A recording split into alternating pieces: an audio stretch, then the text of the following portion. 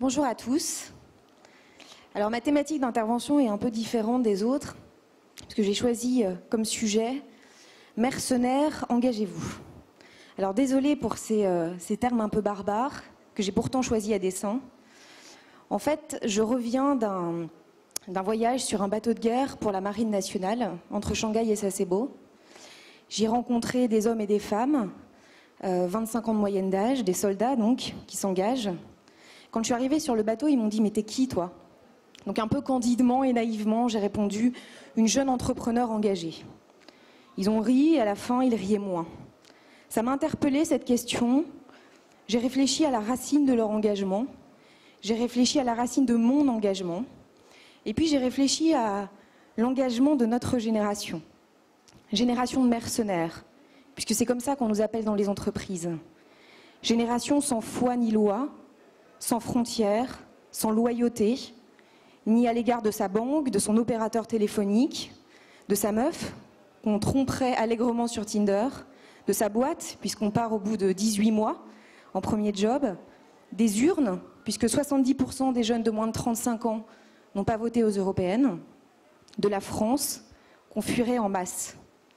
Une génération de mercenaires mondiale et globale qui ne saurait plus s'engager. Est-ce bien vrai? Je n'en suis pas certaine.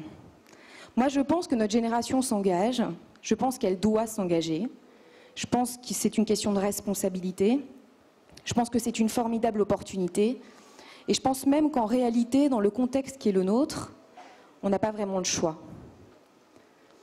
Ce contexte, c'est quoi? Michel Serres parle de la troisième révolution anthropologique majeure de l'histoire de l'humanité, le numérique qui, après l'écriture et l'imprimerie, est en train de bouleverser tous les codes, les usages, les statuts, les hiérarchies. Le monde change, désormais régi par des valeurs de transparence, de transversalité, d'interconnexion, de rapidité, d'ouverture, de fluidité, d'agilité. Michel Maffezoli, lui, parle de postmodernisme. Nous sommes à l'aube d'une nouvelle ère, une page se tourne. Nous sommes au cœur d'un changement de paradigme majeur. Les grands modèles politiques, économiques, financiers, sociétaux, environnementaux qui ont sous-tendu l'élaboration de nos sociétés jusqu'à présent se doivent d'être réinventés dans un monde régi par de nouvelles valeurs où l'individu n'a jamais été aussi puissant. Alors dans ce contexte fantastique, que certains voient avec plutôt des lunettes noires comme une crise mondialisée, que d'autres voient plutôt avec des lunettes roses comme une formidable mutation, notre génération, une génération de mutants, ces digital natives formatées à l'aune de ces nouvelles valeurs, cette génération Wine qui est le bébé logique d'une humanité en pleine crise de sens, elle a un rôle à jouer. Et c'est pas moi qui le dis, hein. C'est Desmond Tutu, c'est Kofi Annan, c'est Mohamed Younous, c'est Michel Serres, c'est même Richard Branson. Donc génération de mercenaires, engagez-vous. Moi, à ma micro-échelle, dans mon micro-sujet, avec ma petite énergie, j'essaye de m'engager pour faire bouger les lignes. Mon territoire d'engagement, c'est l'entreprise, qui dans son acception traditionnelle, silotée, processée, lourde, est en train d'être percutée par ces nouvelles valeurs de transversalité, de transparence et d'ouverture, et par les hommes digital natives qui les portent et qui les incarnent. Cette entreprise-là qui va de toute façon devoir muter ou mourir, parce qu'aujourd'hui elle évolue dans un monde où ça n'est plus le gros qui mange le petit, mais l'agile qui mange l'inerte, dans un monde où on nourrit les gens avec du sens. À quoi tu sers, toi, entreprise, dans la société, et à quoi moi je sers quand je te sers?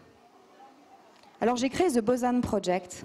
Boson pour boson de Higgs, particules élémentaires de l'univers, puisqu'on travaille sur les particules élémentaires de l'homme, de l'entreprise, c'est-à-dire les hommes. Et on utilise le capital humain comme levier de transformation des organisations, et notamment cette jeunesse, ces digital natives, cette génération de mercenaires, dont on est intimement convaincu qu'elle est inconsciemment et intrinsèquement porteuse d'un nouveau modèle d'entreprise. Une entreprise plus humaine, plus agile, plus en prise avec les enjeux de 2015, et donc évidemment plus performante. Et cet exercice-là, on pourrait le refaire pour l'école, on devrait le refaire pour la politique, etc., etc., etc. Il y a un paquet de territoires d'engagement. qu'il va falloir adresser. La bonne nouvelle, c'est qu'en fait, cette métamorphose, cette mutation est en marche.